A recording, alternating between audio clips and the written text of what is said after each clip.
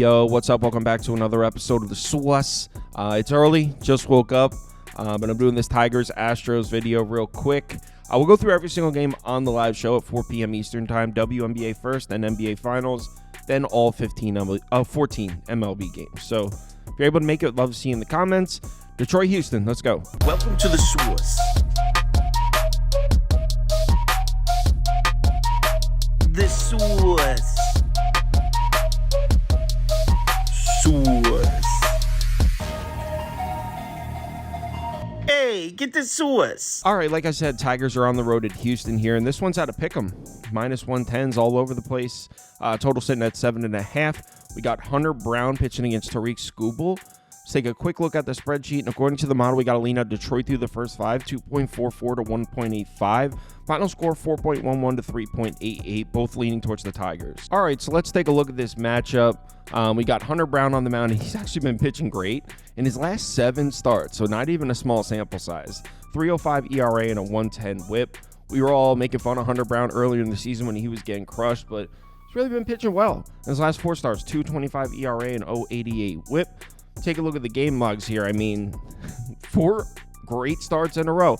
I will say the Angels twice, the Twins, and the Mariners, 4 lineups that can't really hit right-handed pitching, so you do have to mention that. But look at Detroit on there. Back on May 11th, went on the road to Detroit, shut the Tigers down. So he just blanked this lineup just over a month ago, and they're still not hitting the Tigers.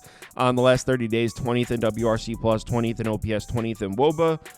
Even worse than that in the last 14 days and the last 7 days. They're not hitting on the road.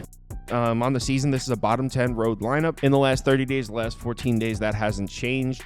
They're also not hitting righties. In the last 30 days, 17th, 13th, and 16th. Even worse than that in the last 14 and the last 7 days. Here are the game logs here. You can see they didn't get to Jake Irvin. They did get to Bryce Wilson and Freddie Peralta in that little 2-day stretch, but other than that, not touching any of the righties on this list. And I mean, Tobias Myers, 8 shutout innings. Jose Arena, 6 2/3 innings, a 1 earned run.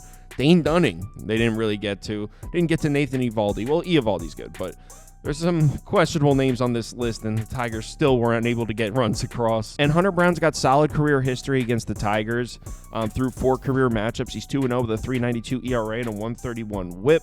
And this game's being played in Houston, where Hunter Brown's been better. You can see ERA 6.93 on the road, down to a 4.66 at home. Wow, it's early. You can see WOBA's better, WHIP's better, all better at home in Houston. And Hunter Brown's also been really good against bad lineups. On the season, against bottom 10 lineups versus righties, he's got a 2.81 ERA and 1.06 whip. Detroit Tigers, most definitely a bottom 10 lineup. So Hunter Brown's been great in these types of situations. Now, if you are looking to back the Tigers, you can point at the pitch mix.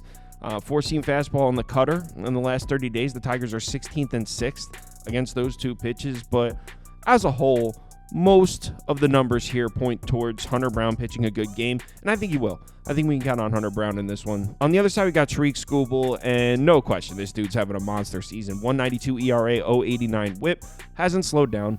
0.92 ERA and 1.02 whip in his last 3 starts. His last 2 road starts were a little shaky, but I'm saying a little shaky by Tariq Skubal standards. He didn't get rocked or anything, just a little bit lower of a level than we're used to seeing from him.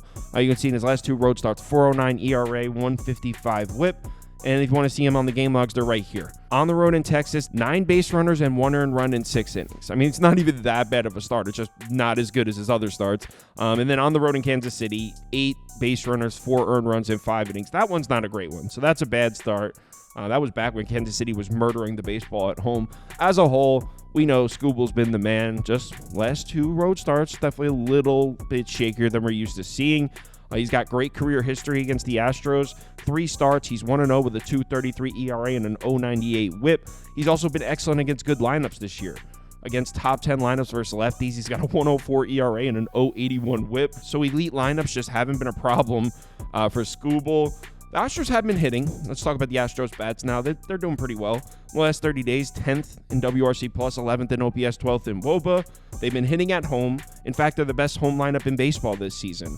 First across the board. In the last 30 days, 5th across the board. So the Astros definitely been hitting in Houston.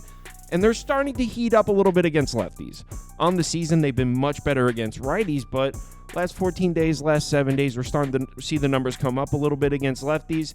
The last 3 lefty starters to pitch against the Astros, even 5 ERA and a 128 whip. And here they are. Didn't get to Kyle Harrison, but they got to Sandoval. They got to Tyler Anderson. Didn't get to JP Sears. They got to Detmers. Here's the problem. Yeah, they got to a few of these lefty starters, but none of these guys, none of the names on this list are even close to Tariq Skubal. I mean, JP Sears is starting to get pretty good, but he's not on Skubal's level. So Tariq Skubal definitely a huge step up in competition as far as the recent lefties the Astros have seen. Overall, in the first 5 innings, I like the matchup for both starting pitchers.